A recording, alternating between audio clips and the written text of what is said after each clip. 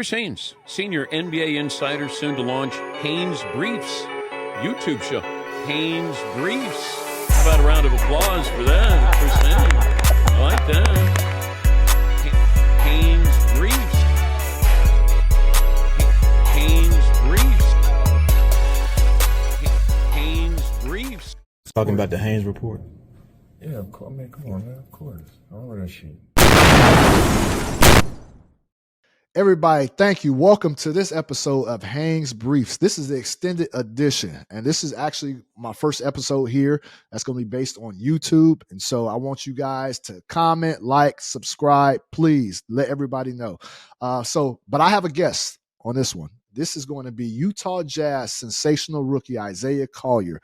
We're going to talk about how he went from USC as the number one player out of high school, how he ended up getting drafted with the 29th pick, the chip on the shoulder that he has, another chip on the shoulder with the fact that he didn't get named to the Rising Stars game, on top of the fact that he's been one of the hottest rookies in the league over the last 3 or 4 months. So there's a lot to get into it with him.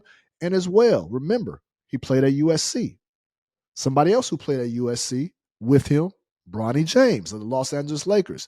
So they both came in as McDonald's All-American freshmen. So he has great perspective playing with Bronny James. And so we're going to get his thoughts on, what he sees from afar and just how Bronny is being treated by everyone with all the remarks that everyone is making. So all that and more with Utah Jazz rookie point guard Isaiah Collier. Hey, everyone. Welcome to this special edition of a Haynes Briefs Extended Show. And today I have a guest. This brother right here has been making headways and headlines and crossing over and making dimes. And he's been doing it all over the last few months. And he really has an interesting story as far as how he got to this point and, this season and even going back to his lone season with USC. So he has a compelling story that I've heard from multiple people. So I wanted to sit him down this time and just get his perspective on how all this went down and what he's about. I'm talking about Utah Jazz sensational rookie Isaiah Collier, who is right now making history. And he made history. Before Isaiah, thanks for coming on. But before you jump in, let me just inform people, because even though, my fan base is NBA related, you still got to inform people of, what's going on around the teams that probably don't get talked about a lot. But Isaiah, 500 points, 400 assists, which is significant because that is a record, and that is a franchise record for the Utah Jazz. No rookie has ever done that, compiled 500 plus points and compiled 400 assists. And we're talking about a franchise that had John Stockton as a rookie and a franchise that had Deron Williams as a rookie. So, Isaiah, again, thanks for coming on. But when you hear that and when you hear the names of that, like, what comes to mind? I mean, it's pretty crazy for sure. I mean, just knowing the history, of the Jazz, especially the statues outside, things like that. So, I mean, just knowing the history, I mean, it's crazy. Just knowing, my name is in that, conversation. So, I mean, for me, it's just trying to build on it, take it day by day and trying to get better. Okay. Now, the way your season started off, and this is the thing, I definitely feel like you're going to end up being you're making an all-rookie team, right? But the way that your path has happened to be able to get to that, that juncture has been unique. You didn't start off, getting the playing time. You didn't start off with the role that you have now. So tell me about, like, the beginning of this year. Like, what were your initial thoughts? Because now you seem like you're confident and you compete with anybody. But tell me just about, like, inside what you were, like, how you looked at the game early on in your NBA career. I mean, first coming in, like you said, didn't play as much. So, I mean, I had to sit back and watch the game from a different, perspective. So, I mean, just looking at the game, I had to learn a lot, even though I'm not out there on the floor. I think, like, the first 2 months I was probably playing, like, 12 minutes a game. And then, so after that, just learning, how to get on the floor, defending, passing the ball, get your teammates involved. So, I mean, as the season went on, I started, to gain trust, with my teammates, coaches, and things like that. So, I mean, it was continue to just work, keeping my head down and just trying to get on the floor. So I want you to take me for those who don't understand his game. To me, you have like a throwback point guard game where you're a floor general. You're a natural floor general, but you can attack that basket and score as well. Tell me about like who did you what if somebody had to ask if somebody asked you who does your game model after? What would you say? Like what player would come to mind? I say a mixture of a couple people. I mean, I've heard Jason Kidd a lot, so I mean, I definitely watched a lot of Jason Kidd, highlights, things like that. A little bit of Steve Nash, um, and then speed wise, I heard a little bit of John Wall, but I'm not like as athletic. Maybe it might come a little bit, but we gonna see. We gonna show some athleticism soon. So I mean, I say a mixture of them three, to be Okay. honest, but more so like Jason Kidd a little bit. And those two that you mentioned up top, Jason Kidd, Steve Nash, those are floor generals, like Hall Yeah, of Fame floor general players. And it seemed like coming into now in today's game, there's a lot of point guards who are more so shooting guards. yeah. Eh, why do you think that is, or why do you feel like that is something you may transition to, or do you feel like this is your game, this is how you play, and now it's just trying to elevate from there? I mean, for real, I think I've been playing like this my whole life. To be honest, Mm, I always like to pass the ball. Sometimes you just want to make fancy plays. When I was younger, so I mean, I think those were energy plays. It got the team going. I mean, I love throwing lobs. So I mean, little things like that get me going, get the team going. So I mean, I think it's always been natural. okay, I see. Now, I see. I want to bring up some things that happened. Let's get to college, and I want to kind of work our way back to how you ended up with the Jazz.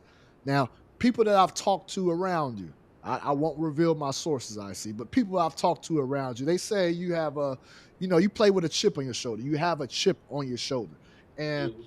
for background, people don't know, number one player out of high school, goes to USC, puts up numbers that you would expect from that caliber of player, go down with the hand injury. You miss I think, about 15 games. Do you remember off the top of the head how many games you missed? Probably like 10, I think. About 10, 10. Yeah.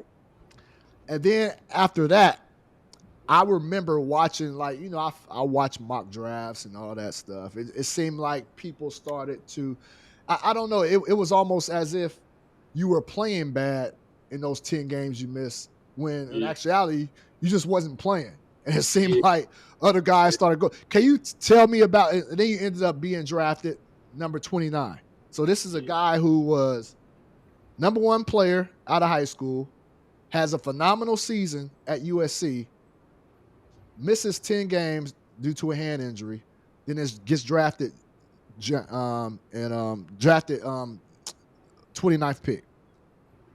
Tell me about that process. What did you learn during that process? How did you feel? Can you just kind of walk me through how all that transpired?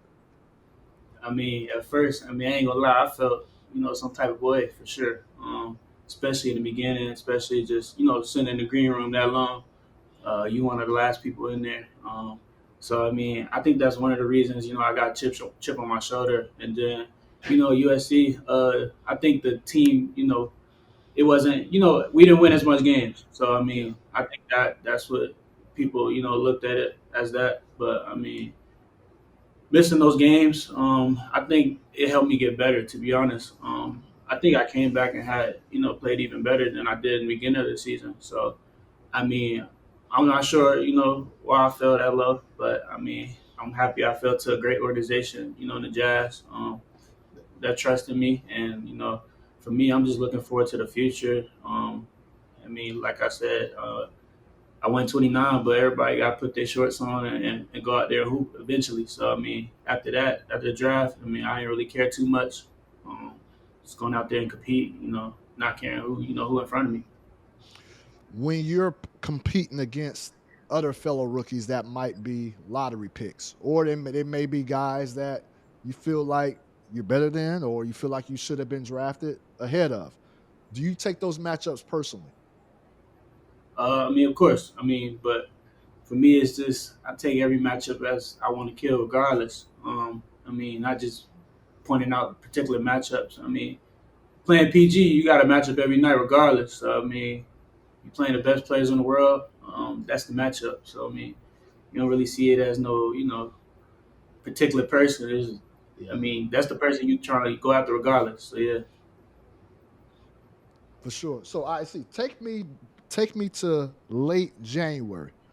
Late January, that was around the time that the ball was given to you to lead the team, where you were named the starter. I don't know if you were named the starter, if you were told, "Hey, the ball is in your hands now," or is this a temporary thing? Can you tell me about when you were informed that you would be the starter moving forward? Like you said, it was like mid-January. I Mid. don't recall who he was playing, but I went into that game, just being a natural point guard. To be honest, I think confidence built over time, and it helped me, to where I am now. So, it was just going out there, playing my game, just showing what I'm capable of, and just showing my abilities and that I could lead a team, and just going out there to compete. To be honest, and just showing the work that I've been putting on, the whole season. So, continue just stacking days. I'm excited for the Jazz future, to be honest. So, So we go keep. what was the conversation like when you were informed that you would be the starter? Like, did that come as a surprise at that time? I don't even remember. It was definitely Okay. surprising. But, like I said, it just happened. I didn't know if it was temporary or long term, but it just happened. Yeah. So you having a chip on your shoulder. I can't remember the TV show. It might have been a radio show that I did at the time, but so you're stacking up these double doubles, making these highlights, and again, it's a short period of time, but still, I felt it was significant enough to garner, you a spot on the Rising Stars team. And so when that didn't happen, what were you being somebody again who naturally has a chip on their shoulder? How did you take that? How did you accept that, the fact that you were not selected to be on the Rising Stars team? And I know you can look at some players on that team and say, "Hey, come on now, that don't make sense." For me, I don't even think I accepted it yet, to be honest. It's just the fact that it was looked over, but I can't, dwell on it. Feel bad for myself about it. So just going out there. I think I came back. I think I ran Rookie of the Month that month. So Yes, you did. it was just continue to just play. I don't think that's the, what I'm saying. It's the goal. Just you got to get better from it, regardless. So I think it helped me even more. Fuel to the fire, to be honest, and just continue to just work. So yeah. You said something you still not over. So do slights like that really like motivates like that? Okay. Yeah. Okay. I respect it. I had to ask because you did February, you were Rookie of the Month, and so I had to ask because there were guys who were getting, like, as the days were getting closer to the event, the guys that were getting pulled out due to injury, and so I'm thinking, like, okay, I see coming up. Like, I was thinking the same thing, but it is what it is. Can't trip about it. Yeah, I respect it. I respect that answer.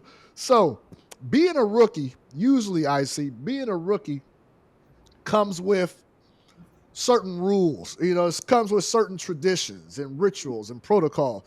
Now, I would imagine it's different on this Jazz team because you guys are pretty young. But how has it been being a rookie?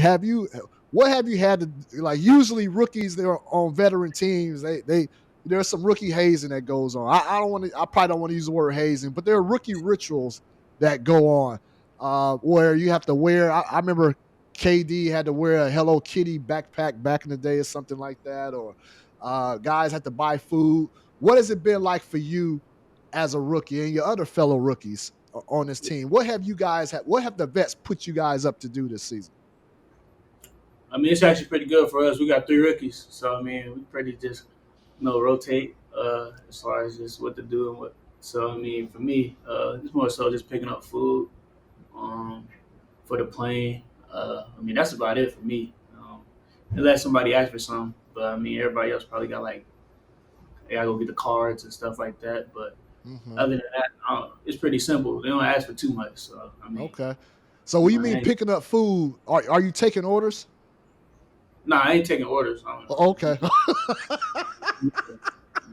couple of sandwiches, Chick-fil-A. So got you.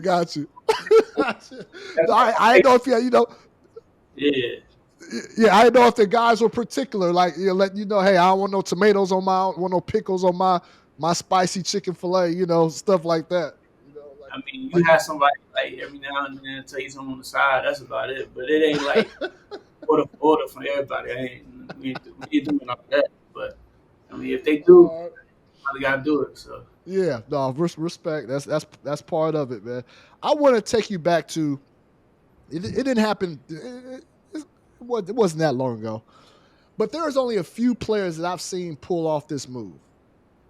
Ja Morant is one of them, and you. And this move I'm talking about here, I want to see, like, visualize this move again. I see that you commit, you did this against Toronto in transition. And I'm going to tell you, like, I played college ball. I'm still trying to figure out that move. Like, I still can't do that move going full speed. I'm talking about you going in transition, it's mid-transition.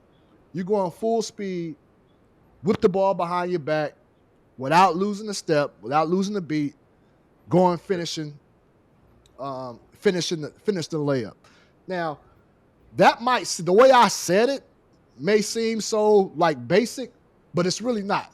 Most people who, gotta put the ball behind their back, they stop. They can't continue to go in full speed and full stride. Can you break down that play as you're driving in transition? You see the defender approach. What is going through your mind? How did you pull it off? Can you just take us through that? It was just, I think everybody had their head turned. Everybody get their head turned. So I think we had just got a rebound. Someone threw it up. So I pushed it. And then I think the defender jumped at the left hand, went behind the back. Seen the seam was open, kept going. Seen the defender come over from the rim, laid it with the left. So I mean, it was pretty natural to me. To be honest, You said natural. it was natural. I mean, but I don't know. Is that instincts or is that drill work? Like, is that drill work that you would do, to be ready for that, or is that just instinct? That's instincts for sure. I mean, I don't think nobody's just working on just stuff like that. I mean, it's possible, but I mean, I think it was just instincts. Yeah. You said that's pretty basic. Yeah, it ain't. There's a reason why it's only a few players that can pull that off. Like, to go behind the back in full speed without missing the beat and just continue going like that. That was quite impressive. I want to cut that up and like that. That is something like Ja Morant's probably only other guy that I've seen do that, going full speed. I want to ask you about the other rookies real quick. Cody Williams, Kyle Filipowski. Like, what has it been like? I know the Jazz are putting something together with you rookies, featuring you rookies. What has it been like to have? It's rare when you have 3 top rookies on one team. And I know Kyle would probably feel like he should have been a first rounder. He was almost, I believe, 32nd pick. Almost was a first rounder. What has it been like to have fellow rookies on the team with you to share this experience? I mean, it's been great. I mean, especially just seeing the growth, of all 3 of us, throughout the season. So, I mean, just knowing like you ain't alone, in the process as far as just going through, your first season and things like that. So, I mean, and it's a blessing for all of us, just getting an opportunity to play this year too. I don't think that's normal for all rookies when they first come in the league. So I mean, getting the reps, I think that's just going to help us a lot, in the long run, and just continue, to push each other and work. I mean, that's a big thing for all three of us. Bad games gonna happen, good games may happen, but I mean, you gotta keep going. So, I mean, you can't dwell on anything. I mean, so like I said, you gotta keep going. Have y'all? I would imagine this has helped y'all.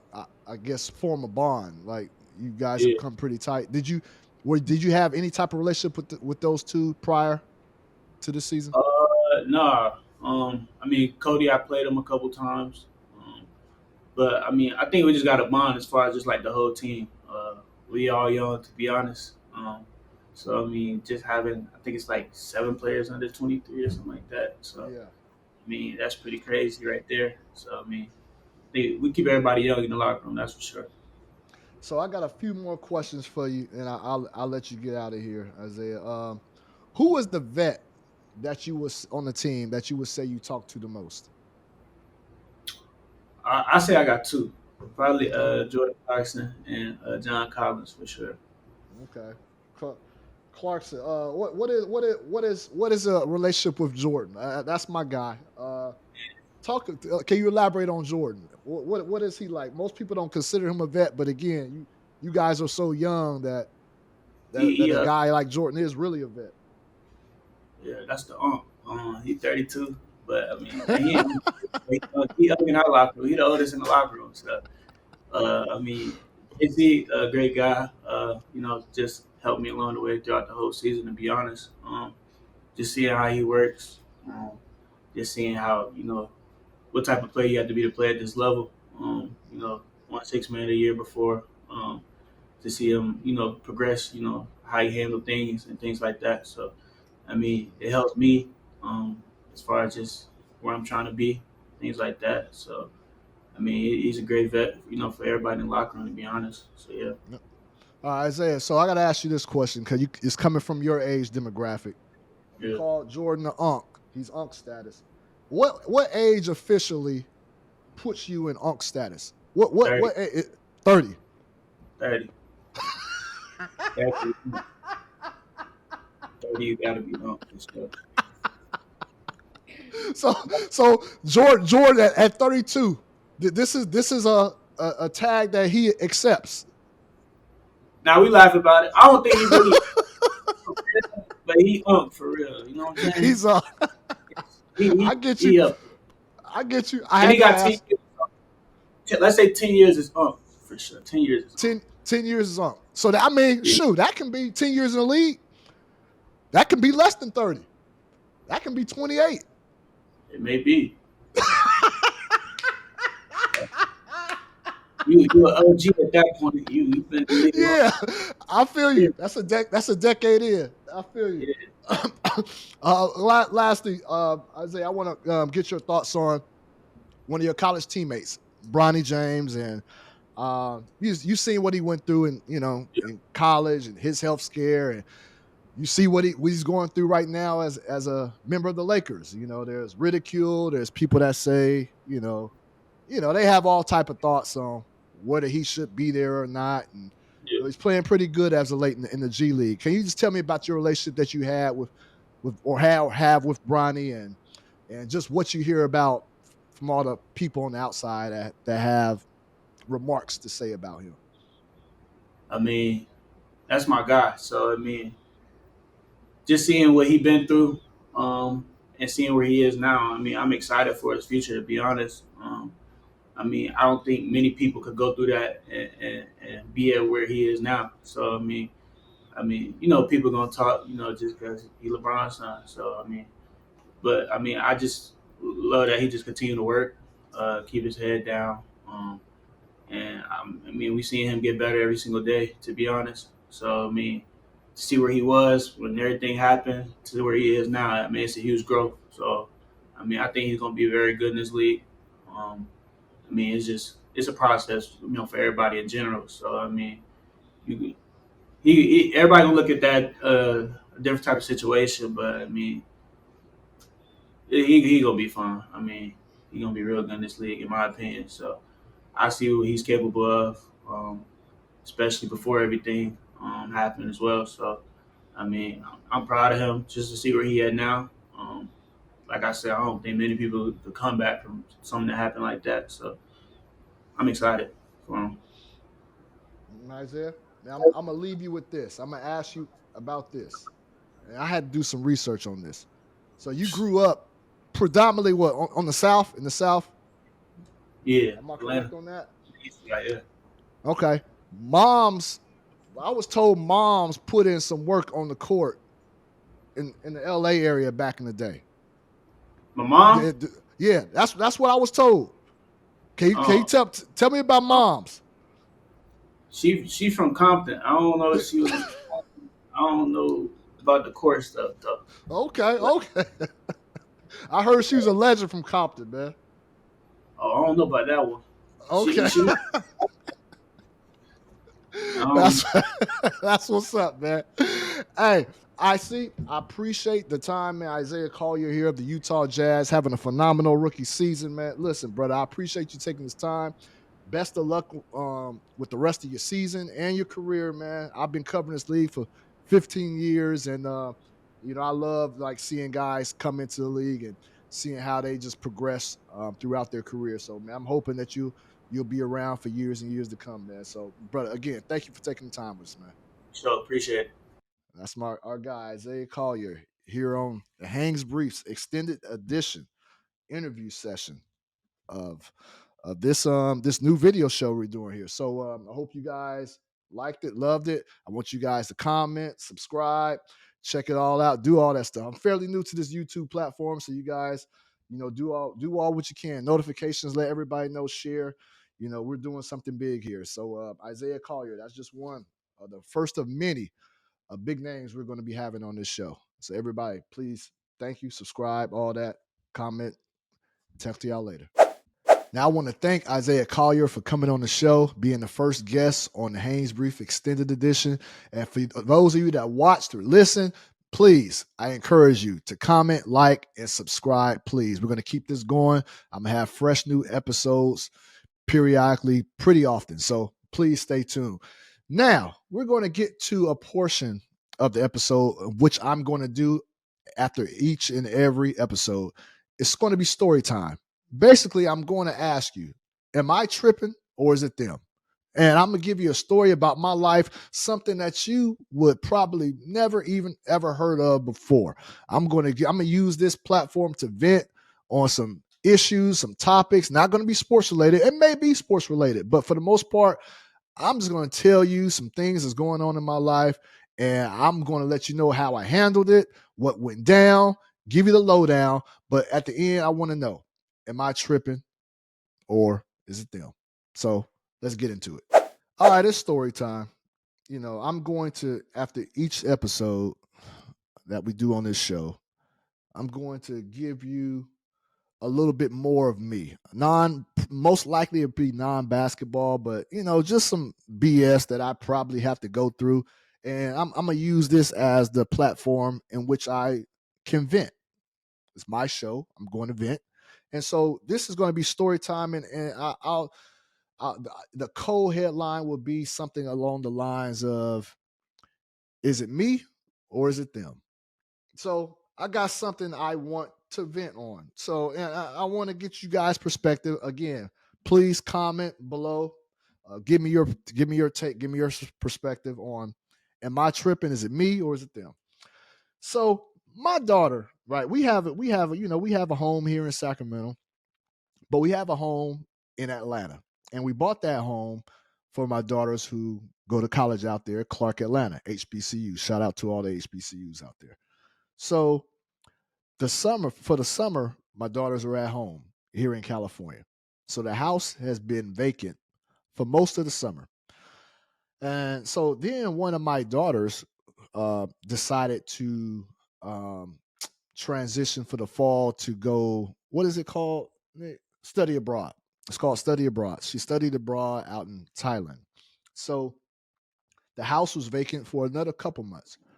Anyway, so one of my daughters who still stayed here in California was going down to Atlanta for homecoming. And so I'm in the process. I'm driving her to the airport, to the Sacramento airport, to get her to Atlanta. And this was going to be the first time that someone was going to be in the home all summer. She's going for homecoming.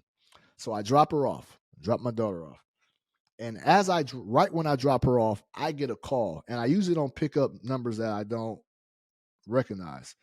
But something told me to pick this phone up. So I picked it up, answered. It was a woman on the phone. She said, "Can I speak to Chris Haynes?" You know how those calls are. Like, "Can I speak to Chris Haynes?" Like, usually it results in me hanging up right then. But something told me to stay on the phone and let this woman know I am Chris Haynes. So, yes, this is Chris Haynes. How can I help you? I'm your neighbor here in Atlanta, and there have been people inside your home for about 2 or 3 weeks. I'm like, I'm like, so I'm confused here. So yeah, I'm thinking inside my head. So I'm like, what you mean some people in my home? And I've never talked to the neighbors. Again, I don't stay in that home. I bought that home for my daughters. And from what I know, my daughters never talked about having conversations with the neighbors. So I'm still kind of resisting that this is a real call.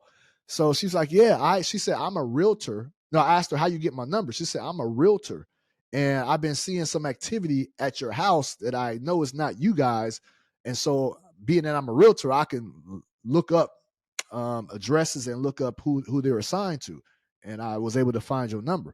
And she said, but anyways, there are people in your house and they're driving your car and they're just been bringing people in. There's dogs in there. And she said, we asked them, one of the guys that were there was there, they're cutting the grass. I'm like, cutting the grass. I'm like, and so I'm like, what's going on? So immediately, I'm getting heated because now, and I'm getting concerned because I just dropped my daughter off at the airport and she's headed to Atlanta. And so I'm like, oh, shoot, like, man, what's going on? So anyway, so I was able to basically get in contact with my daughter before she got on that plane. I told her, look, we're canceling that flight. We're jumping on another flight. And she was like, why? And I had to tell her the whole story. She was like, okay, well, why are we going? I said, I'm going because I'm getting these people out of my house. And so I wasn't packed for the occasion. So I go out there and on the whole plane ride there, that's like a 4 or 5 hour flight from Sacramento to Atlanta. So I'm like thinking like, what I'm going to do? Like, how I'm going to get these, so I was in contact with local authorities when I arrived, I contacted local authorities, Atlanta authorities, and I told them, I said, hey, can you meet me? Can you have someone meet me at my place? I need to get some people out. And I was not familiar with the term squatting.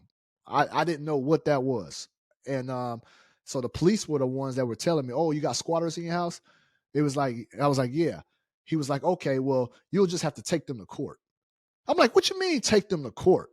It's like, yeah, well, they'll probably claim that they're renting the space out to someone. I'm like, they're not renting the space out to anyone. I'm the owner. What you talking about? I got the paperwork to show I'm the owner of this house. What you mean take them? I was like, listen, I said, officers, I'm going to my house and I'm getting them out.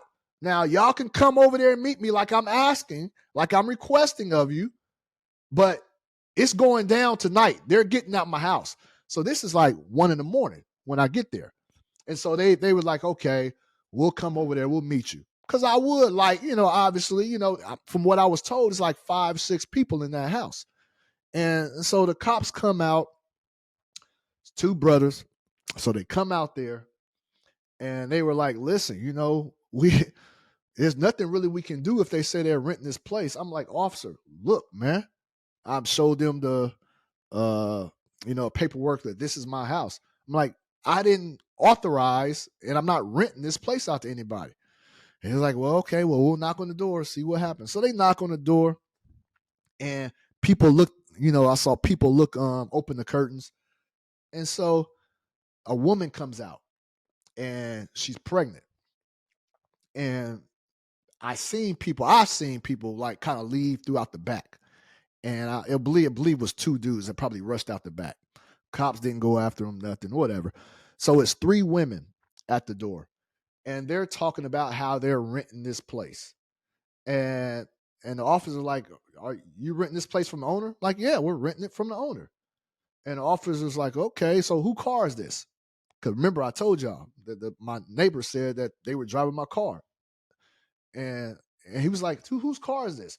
And she was like, well, that's my friend's car. Who's your friend? She wouldn't give a name. And he was like, you sure this is your friend's car? She's like, yes, that's his car. And so I had a spare key that I brought with me from California. I said, it's your friend's car? I said, watch this. And so I tapped on my key and made the car turn on and made the car go off. And then the officer was like, so you saying this is your friend's car while he has a spare key? And the officer asked her, well, how much are you renting to stay a month? We paying $100 a month. I'm like, hold on, man. So I jumped in. I'm like, hold on. Y'all telling me in this 5-bedroom house here in Atlanta, y'all paying somebody $100 a month to stay here, and you think it's legit? And she didn't say nothing. And so the officer pulls me to the side and was like, Chris, I'm sorry.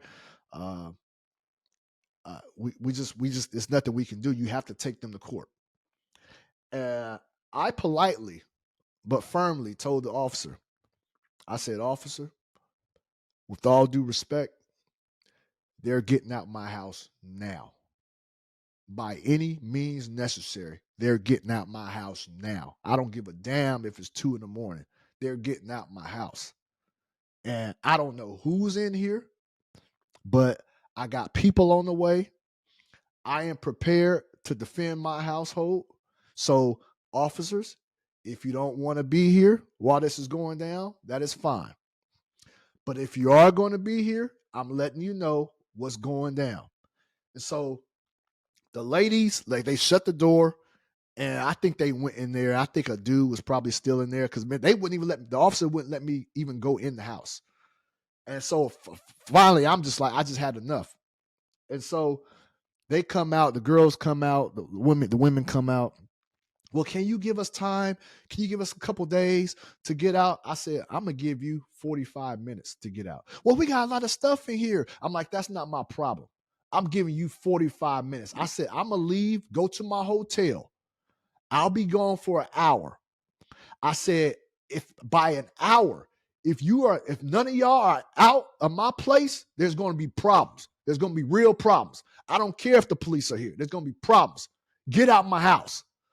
So I leave. The cops said they were going to stay there that duration to see that they're getting things out. Everybody, I came back in an hour, and they were just like ending the process of getting everything out. So this is the first time I walk in my house.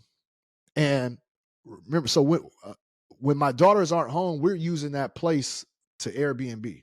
So we got, it's nice in there, TVs in every room and 5 bedrooms. So we got, all the rooms are, nice to rent the rooms out. Guys, I go in there. My house is tore up. Furniture gone. Dog poop all over the place. TVs pulled out the wall. Mattresses not on the beds. There are pit bulls in a few rooms. One pit bull tried to charge me in my own damn house. I picked up this big old stick. Man, I was about to wear that pit bull out, man. Charging me in my own house. When they see me pick up that stick, it ran out the back door. Just trashed my place. Trashed my place. There was whoever was there, they stole some registers from somewhere. It was just horrible. But anyways, got them out the house, had to change locks, do everything, put alarm systems on. But I say all that to say this squatting rule, this squatter rights. That's what the officers kept telling me. Well, they have squatter rights because there are people who are legitimately duped into thinking that they are actually renting a place from someone who actually owns that spot. And as the owner, the real owner, I can't do anything. And, you know, so if I was to just listen to the officers, you know, those people could live in my place. And I was wondering why my bills been so high over there. You know what I mean? I wouldn't, man, my heat was all up. They had the heat up. They were living comfortable. Well, they were living comfortably nasty, I would say that. But they were living comfortably in my house. Driving my car, they hotwired my car somehow. And I think I'm gonna come up there, and this was a scary part. This is why I was willing to defend my property. What if that neighbor who I thank so dearly for calling me at that time, what if my neighbor didn't call me then? And then I just dropped my daughter off. And she was gonna land around midnight, and she gets home around 1. Who knows what she would have walked into? Who knows what would have happened? And I'm stuck all the way in California feeling helpless. So, you know, I told you, like, the name of this headline right here, this story time. Am I tripping? Is it me or is it them? Like, squatter rights? You know, squatters should have no damn rights. That was my damn house. Anyways, I didn't know anything about squatting, squatter rules, anything before that. It's something I'm still dealing with. It's crazy how people can just come into your place and just set up shop. And the neighbors were telling me, like, they were cutting the grass. So I do appreciate them for doing that. They were cutting the grass. And this was around Halloween time. They had Halloween props, pumpkins all up front. So it looked like somebody was really living there and that was really taking care of the place to make it not look so unusual. So I thank that neighbor, man, for calling me at that time. It's just the perfect time in the call. And I know things could have went bad the way that I handled it, but they were not going to stay in my house another day longer than they already have. That was it. So, you know, I don't know what needs to happen, but these squatter rules, squatter rights, bullshit. So that's that. That's story time with Chris Haynes. Let me know what y'all think. Have y'all ever experienced anything like that? Leave it in the comments. I just, you know, I'm going to use these times after each show to vent, tell y'all some funny stories, tell y'all some stories that may not be too funny, but hey, I'm just going to share and vent and hope you guys get something out of it. Maybe you can learn something from it. Maybe you can take extra precautions like I should have done or had a complete alarm system installed in the first place. So, you know, that's it. Appreciate you guys for listening. Y'all take care.